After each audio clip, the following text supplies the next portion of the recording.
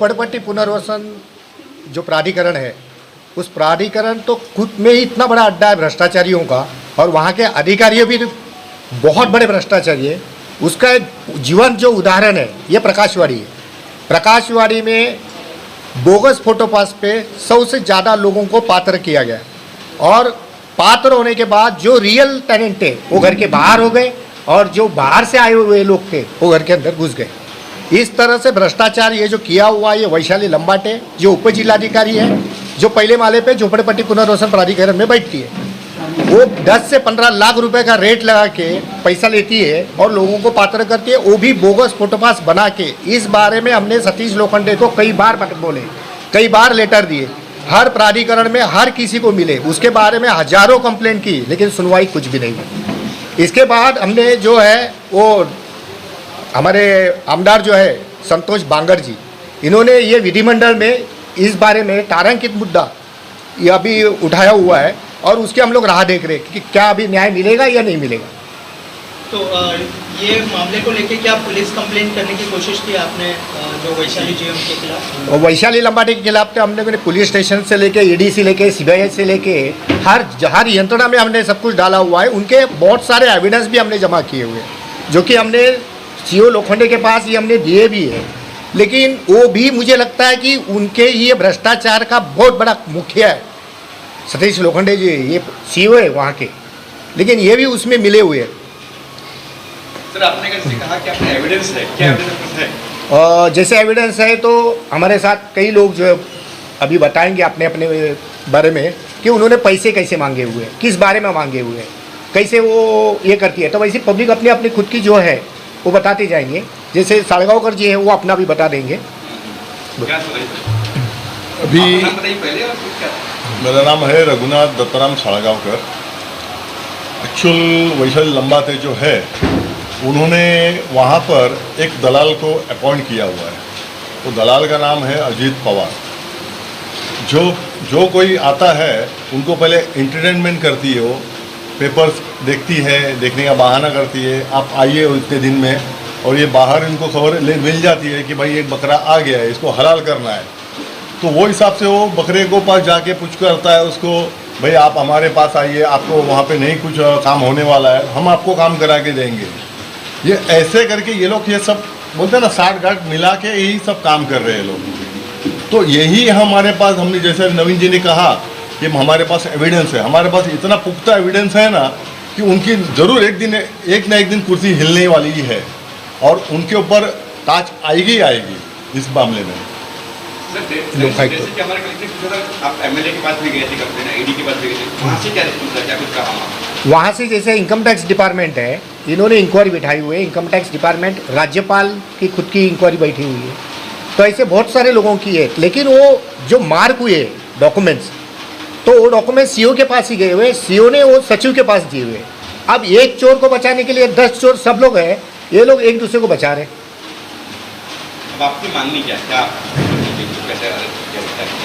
बस अभी हमारी मांग तो ये है कि ये अधिवेशन में जो भी कुछ निर्णय आएगा, पॉजिटिव निर्णय आएगा, नहीं आए तो हमको हाईकोर्ट में जाना ही पड़ेगा, हमें न्यायालय के पास ही न्याय मांगना पड़ेगा। सर जो बोगस उन्होंने जो डॉक्यूमेंट बनाया और जिसको पात्र किया है, क्या उनके लिए उनके सबूत है आप लोगों के पास कि हाँ, पात्र किया गया है उसको लेकर? जो बोगस फोटोपास पे बनाया हुआ है, जैसे फॉर एग्जांपल है हमारे प्रकाशवाड़ी में 2000 के पहले सिर्फ 200 फोटोपास थे रियल उनके इस दफ्तर में, आज वो 250 बने हुए। इसके ये जो बड़े जो है ये लंबाटे और वो अजीत पवार, इन्होंने मिलके अपने कंप्यूटर से जो भी करना था उन्होंने किया हुआ है। इसका पूरा डेटा था वो तंत्रज्ञान विभाग के पास है, जो ग्राउंड फ्लोर पे SRM है। उनका भी कहना है कि हमने ये नहीं किया है, तो नहीं है तो उनके लिए भी हम लोग ने ITA से जवाब मांगा हुआ है। तो जवाब में जो है कि ये पूरे मामले को लेके हमने ITA में आयुक्त के पास उनका ऑर्डर भी हुआ है, ऑर्डर होके अभी 6 महीना भी हुआ है, अभी तक उसके ऊपर कोई कार्रवाई नहीं, ना उन्होंने हमें डॉक्यूमेंट्स दिए हुए हैं। तो जितने लोगों को अपात्र किया गया उसमें क्या आपकी भी कुछ प्रॉपर्टी है? हाँ, कितने लोगों को किया गया पात्र? हमारे यहाँ अवैध लोगों को पात्र किया गया, आपकी ये संख्या मुझे बताइए। हमारे यहाँ पे एक जो अपात्र है वो अभी 70 के आसपास है, और जो बोगस फोटोपास के किया उसकी वो तो 53 के आसपास है। एनेक्सर 2 में कितने पात्र हुए थे? इनेक्स 2 के ही इनेक्स 2 में जैसे मेरा नाम है तो मेरा नाम हटा के दूसरे का नाम चढ़ाया, उस मतलब उसके नाम पे बोगस फोटो पास बनाया, उसका नाम चढ़ाया। इस तरह से किए हुए यही लोग बैठे हुए एक एक अपना अपने बारे में बता देंगे। हाँ, मैंने आपको पहले बताया कि इन्होंने ये जो धांधली मचाई है उसी अगेंस्ट में माननीय लोक आयुक्त के पास 31 जुलाई को ये मेरी हेयरिंग है वहाँ पर। यही बोगस जितना भी है ना एविडेंस उन्होंने डाला हुआ है उसके खिलाफ मैं खड़ा हुआ हूँ और मेरी पूरी टीम हम सब साथ में एक बनकर ही उनके साथ हम फाइट कर रहे हैं अभी। एनेक्सर 2 एक मूल एनेक्सर पहले कॉपी निकलती है। मूल एनेक्सर 2 में ओरिजिनल टेनेंट के नाम होते हैं, बाद में वहाँ वो अपात्र होते तो ठीक है, सप्लीमेंट्री एनेक्सर निकलता है। सप्लीमेंट्री एनेक्सर जब ही निकला वो किसी का 2021 में निकला, 2022 में निकला, वहाँ वारंवार आरटीआई डालकर, क्योंकि हम यहाँ के रहवासी हैं, यहाँ कौन पात्र होता है वो अपनी जवाबदारी है देखने की, लेकिन 6-6 महीने तक हमको उस एनेक्सर की कॉपी नहीं मिलती थी। लास्ट में थर्ड अपील में लोकायुक्त में जाकर ऑर्डर हुई, ऑर्डर होने के बाद भी 6-6 महीने नहीं मिली, लोगों को पता ही नहीं चला। तो इसमें इतना बड़ा सरप्राइज निकला कि लोग आश्चर्यचकित हो गए कि मैंने तो किसी को रूम बेचा ही नहीं, तो मेरे रूम पर दूसरे का नाम आ गया।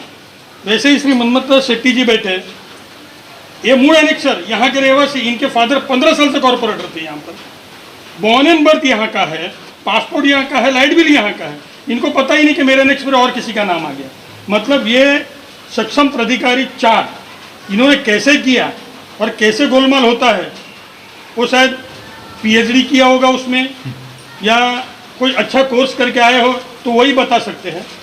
बाकी लेन देन का व्यवहार क्या करती क्या नहीं वो तो जैसे जैसे इंक्वायरी होगी वो तो अपने आप बाहर आ जाएगा। और ये मनमथा शेट्टी की एक नहीं है, यहाँ पर ऐसे कई लोग हैं जिनका नाम ही चेंज हो गया। वो खुद अपनी व्यथा जो अपना दुख है, आज साहब मुंबई में घर जाता है ना तो वो उसकी कल्पना उसको ही होती है, बाकी किसी को होती नहीं है। आज इतनी व्यथा झेल रहे हम, आप तो अच्छे कलेक्टर के लेवल पे हो या और भी, हम तो दुआ करते कि तू उससे भी बड़ी कहीं बन जाओ, बट किसी गरीब का हक मार के नहीं।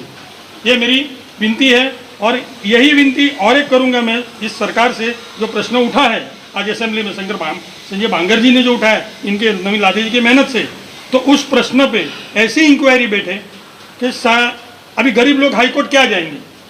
आज एक केस फाइल करने तो लाख रुपया चाहिए, आज एक ऑलरेडी घर जा चुका है, भाड़ा नहीं मिल रहा है, वो आदमी हाई कोर्ट क्या जाएगा। तो हम सरकार से एक नम्र निवेदन करते हैं कि इनकी जांच एसआईटी जैसे जो होती है, एसआईटी एनआईए वगैरह जो कुछ होता है, वैसा इनके लिए कुछ रिटायर्ड जज जो प्रॉपर जांच करके विदिन 15 to 20 डेज अगर इसका निर्णय लाते हैं तो सही में ये झुग्गी वासियों को न्याय मिलेगा। सर, आप किसी पॉलिटिकल के पास गए थे जिससे कि राजद फडणवीस और कोई लोग ऐसे नंबर है पात्र वाले? हाँ, और इनके नाम पे और कोई आ गया, अच्छा, इनको पता ही नहीं। इस पे मेरा नाम, मैं 1963 से उधर हूँ, मेरा पूरा बचपन यहाँ निकला। ये घर जब वो लोग ने डेमोलिशन किया तभी मैं छोड़ दिया। अभी मैं गुजेला का काम चालू है, कुछ ना कुछ हो रहा है मेरे। अभी बाद में देखते तो मेरा नाम का बदली में किसी और का नाम है जिसको मैं जानता भी हूँ, और उसको पात्र कर दिया। सर लेकिन कभी भी ना एनेक्सर 2 में जिसका नाम होता है वही नाम आता चाहिए। अब जो आपको लिस्ट आती है सारे की, एनेक्सर 2 की लिस्ट आती है, वो उसी का नाम होता है। मेरा इसमें ऐसा वो लोग ने लिखा है कि मैंने आपने सेल कर दिया? मैंने सेल नहीं किया, मैंने कुछ ये डॉक्यूमेंट्स दिया नहीं, इसके लिए वो दूसरा किसी ने कुछ दिया ऐसा करके लिखा। जबकि मैंने यहाँ का राशन कार्ड, इलेक्ट्रिक बिल, मेरा पासपोर्ट, मेरा स्कूल लिविंग सर्टिफिकेट सब इधर गए। मेरे पिताजी इधर 20 साल कॉर्पोरेटर थे, कृष्णा शेट्टी उनका नाम है, वो साथ में रहते, हम लोग सब साथ में रहते थे। मेरा नाम जसवंती शांतिलाल चौहान, मैं इसी जगह पर पैदा हुई हूँ, बड़ी हुई हूँ, तो मैं यहाँ पे जन्म से यहाँ पर रहती हूँ। मैंने अपनी पात्रता को लेके कई बार उनको मिलने की कोशिश की, आरटीआई डाला, हेयरिंग होने के बाद में भी, आरटीआई डालने के बाद में भी आज तक मुझे वो आरटीआई का जवाब नहीं मिल रहा है। कई बार मैं जाके उनसे मिली भी हूँ, वो वहाँ से अपने को इधर से उधर, कभी उसके पास जाओ कभी उसके पास जाओ करके टालते रही है। लेकिन अभी तक मुझे वो ना तो आरटीआई का जवाब मिला है, ना ही मुझे वो जो एनेक्सर के अंदर मेरा नाम डाला गया है। कम से कम अपात्र करके भी जो अगर मेंशन हो जाता तो भी मुझे पता चलता है कि भाई वो अपात्र अगर किया गया है तो क्यों किया गया है, तो हम उसके पेपर की पूर्तता करके अपने आप को पात्र करने की कोशिश करते हैं। लेकिन इसके बावजूद भी आज करीबन 7-8 साल हो गया और आरटीआई डाल के मेरे को 6 महीने से ज़्यादा हो गया, लेकिन उसका कोई जवाब मुझे अभी तक मिला नहीं है। कई बार मैं जाके मिल के आई हूँ तो ये बताया जा रहा है कि अभी वो इलेक्शन ड्यूटी पर है।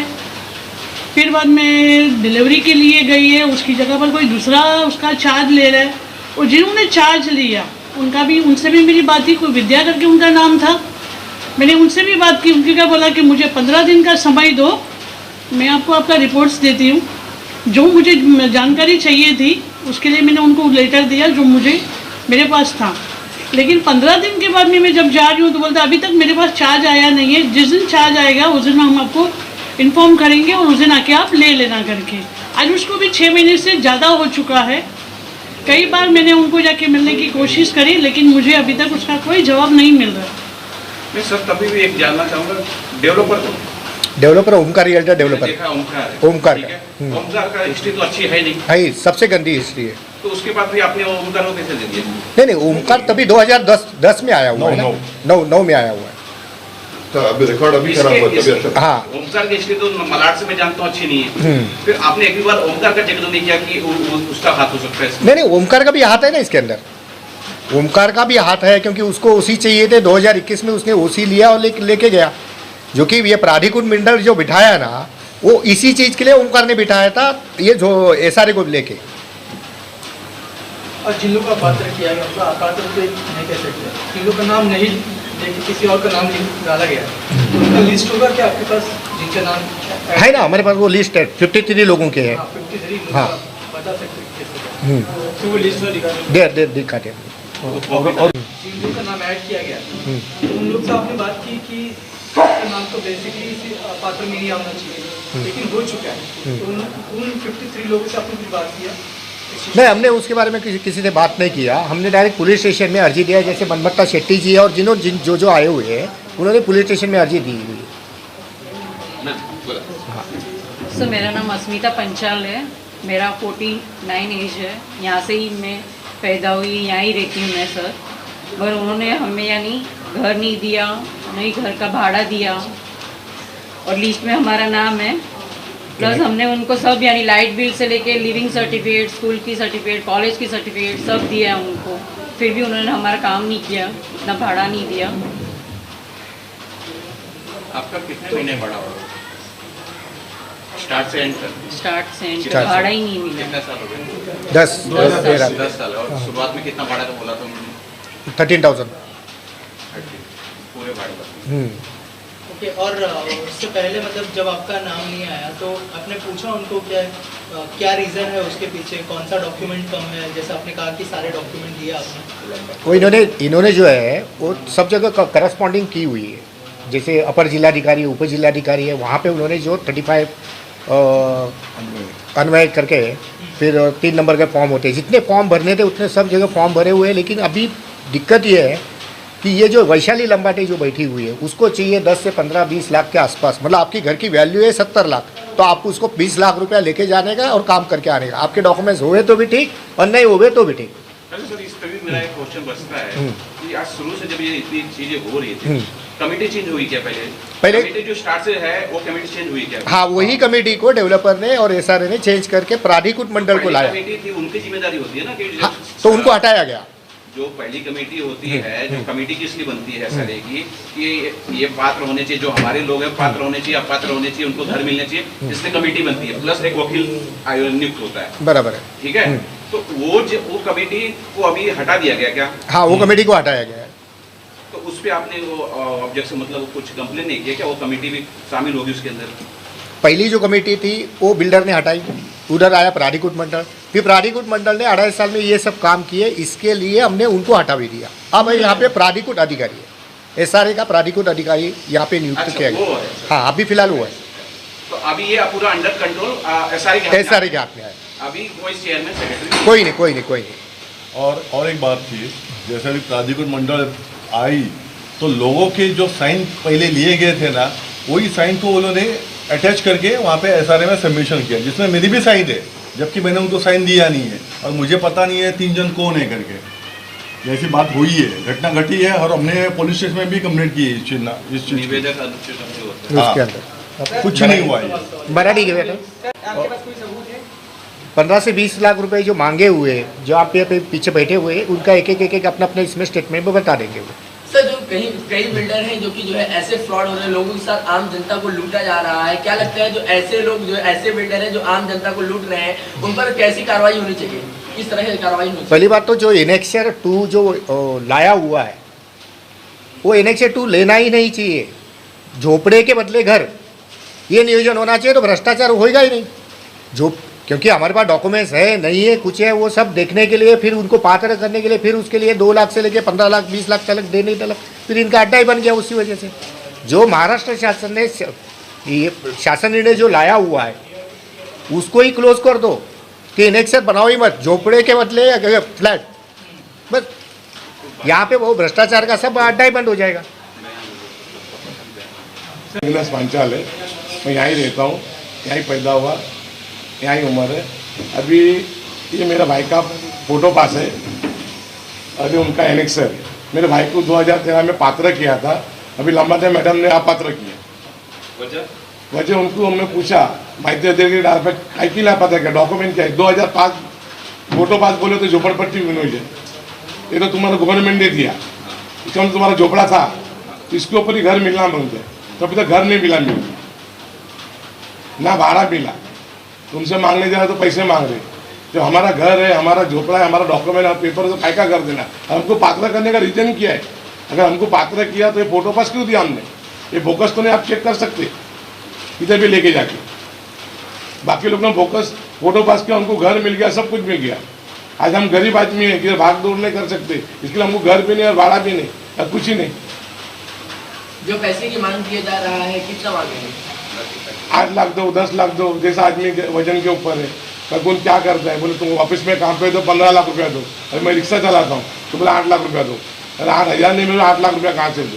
जब गवर्नमेंट ने मेरे को घर दिया, फोटो पास दिया, तो मेरा घर था ना, तो हमको हमारा झोपड़ा ही रहने दो, हमको बिल्डिंग नहीं मांगता है, हम हमारे झोपड़े में खुश है, यही चीज करना है।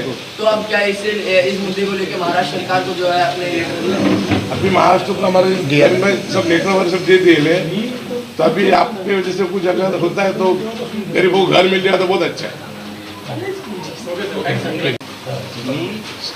या SRA टीममध्ये ओमप्रकाश चुनीलाल बहल हे ॲनेक्शरमध्ये 398 या क्रमांकावर होते आणि मला या झोपडी पण SRA स्कीममधले जमिनीचे मालक त्यांचे मुलगा अमजद अहमद शेख आणि ओमप्रकाश चुनीलाल बहल यांनी सांगितलं की तुम्ही ही माझी झोपडी विकत घ्या आणि त्याच्याबद्दल तुम्हाला दुसरं घर मिळेल.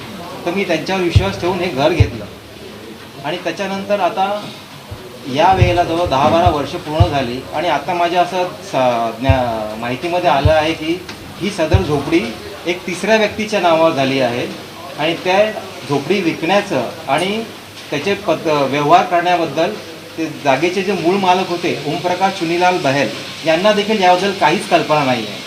आता त्याबद्दल तुम्हाला असं दाखवू की माझं जे ॲनेक्शरमध्ये नाव होतं हे 398 क्रमांकावर त्यांचं नाव आहे ओमप्रकाश चुनीलाल बहल.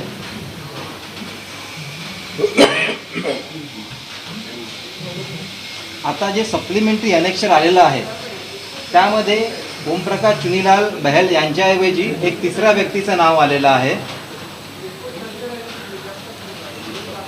आणि या संदर्भात जेव्हा मी चौकशी केली ह्या जागेचे त्या झोपडीचे मूळ मालक की बाबा तुम्ही असं का केलं, तर ते बोललं की आम्ही असं कोणत्याही प्रकारचा व्यवहार केला नाही आहे आणि ज्यावेळेस अशा प्रकारचे व्यवहार होत असतात त्यावेळेस कोणाकडे एखादा जो काही अधिकारी असेल त्याचा संगनमत असल्याशिवाय हे गोष्टी होणं शक्य नाही आहे. तर तुम्हाला अजून या व्यतिरिक्त काय तुम्हाला विचारायचं? पोलीस स्टेशनला माझा मूळ जन्म प्रकाशवाडीचाच आहे आमच्याकडे कसं जुनं टेम्पल होतं, मंदिर होतं, अंबे माताचं मंदिर होतं. ते म्हणजे 1950पासूनच होतं. तर ते आम्ही पात्र करण्यासाठी म्हणजे तुमच्या ज्ञानेश्वर नंबर 388 मध्ये माझं नाव आहे, म्हणजे अंबे माता मंदिरचं नाव आहे. आम्ही ते पात्रासाठी लंबाटे मॅडम आणि कलेक्टरकडे दिलं होतं. तर भरपूर जाऊन विचारलं की बाई माझं ते टेम्पलचं काय झालं पात्राचं. तर मला सांगितलं मग आता करते करून सांगितलं. नंतर आम्ही आय डी टाकलं, 1 आय डी टाकलं, 2 आय डी टाकलं, पण काय उत्तर नाही दिलं. तर आम्ही सांगितलं तर टेम्पल आहे माताचं मंदिर आहे, ते पण खूप जुनं आहे, म्हणजे आमच्या जन्माचं पहिल्याचं मंदिर आहे. पण एवढं सांगून पण आमच्या आत्तापर्यंत काही काम झालं नाही. आम्ही किती वेळा विचारलं तिकडे आमचं काय झालं म्हणजे, पण ते काही बोलायला काय तयार नाही. तसं मंदिरचं पण आम्ही काय करायचं ते समजत नाही. तर पुढचे प्रोसिजर आम्ही काय कुठे जायचं का आम्ही प्रत्येक ठिकाणी लेटर टाकलं, म्हणजे मंत्री, उपमुख्यमंत्री, नंतर आटके, म्हणजे भरपूर ठिकाणी आम्ही गेलो, पण आत्तापर्यंत आमचं काही उपायच नाही झाला. हो, मंदिरचा मुद्दा आहे. जसं याच्यामध्ये जे एनेक्सर 2 जे बनवलं, त्या एनेक्सर 2मध्ये असणारी जी 2 मंदिरं या प्रकाशवाडीतील असणारी जी 2 मंदिरं आहेत, एक बीट चौकी म्हणजे पोलीस स्टेशनची असलेली बीट चौकी, आणि इकडे असणाऱ्या 3 संस्था बाळगोपाळ मित्र मंडळ, यांची देखील त्या बाईने नावं बदलली आणि तिथे त्या व्यक्तींची नावं आणली जी व्यक्ती बाहेरची होती. म्हणजे या बाईला कोणीही असं, तिला काहीच भीती नाही आहे किंवा तिला काही हे नाही आहे, एवढी खुंखार बाई आहे ती. या मंदिरं यांची 2 मंदिरांची नावं बदलून तिकडे माणसांची नावं आली, बाळगोपाळची पण नावं आली आणि बीट चौकी.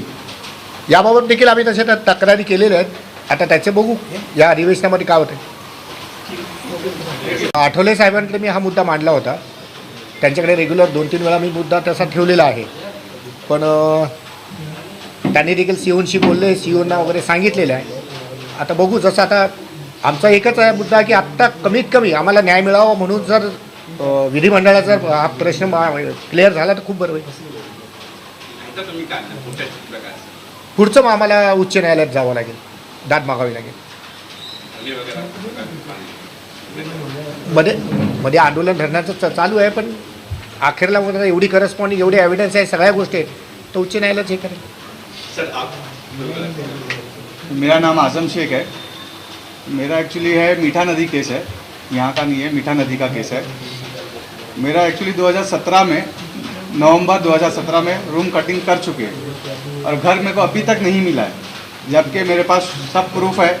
95 का सब कुछ प्रूफ है, सर्वे वो पावती है, लाइट बिल है, सब कुछ है. लेकिन ये लंबाती मैडम जो है, इनका बोलना है कि तू फ्रॉड है. अब मैं उनसे ये जानना चाहता हूँ कि भाई ये किस वजह से फ्रॉड है. मेरे पास, अगर मेरे पास पेपर नहीं है तो आप मुझे बोलो फ्रॉड. मैं 2017 से घूम रहा हूँ. मैं अपील में गया, अपील में जाके वहाँ से मैं पास हुआ. पास होने के बाद अंधेरी 1 में जो डिप्टी कलेक्टर कोलेकर साहब है, उनके पास भी मैं पास हो गया. उन्होंने बोला तुम्हारे नाम पे करके लो, क्योंकि मैं थर्ड पार्टी हूँ. थर्ड पार्टी माझं इकडचं नाही आहे, मिठी नदीचं आहे, मिठी नदी गणेशपाडा. तर इकडे 2017ला आमचे रूम तुटले, 2018ला आम्ही 40,000 भरले रिझर्व्ह बँकेमध्ये. ते पैसे पण भरून घेतले त्या लोकांनी, आणि आम्हाला अजून पण यांना त्याची पात्रता भेटली नाही, एनएचआर भेटले ना, घर भेटले ना, भाडं. आणि ह्या टेन्शनमध्ये माझे मिस्टर टेन्शन घेऊन आजारी पडले, आणि ह्या गेल्या म्हणजे 26ला वारले पण. तर आता मी ना भाडं भरू शकते ना, मुलांचा खर्च करू शकते, म्हणजे आम्ही जगा ना कसं, हे मला सरकारला विचारलं आम्ही जगायचं कसं. 2 मुलं शिकणारे आहेत, माझं कमवणारं कोणी नाही आहे. मी फेऱ्या मारून थकले आता. तर मला म्हणजे एवढीच मी रिक्वेस्ट आहे की मला घर मिळू द्या माझं. आम्ही जगायचं कसं, मुलांना शिकवायचं कसं, हा प्रश्न माझ्यासमोर उभा आहे. आणि मी सारख्या फेऱ्या मारते, SRM मध्ये माझं काम काय होत नाही आहे.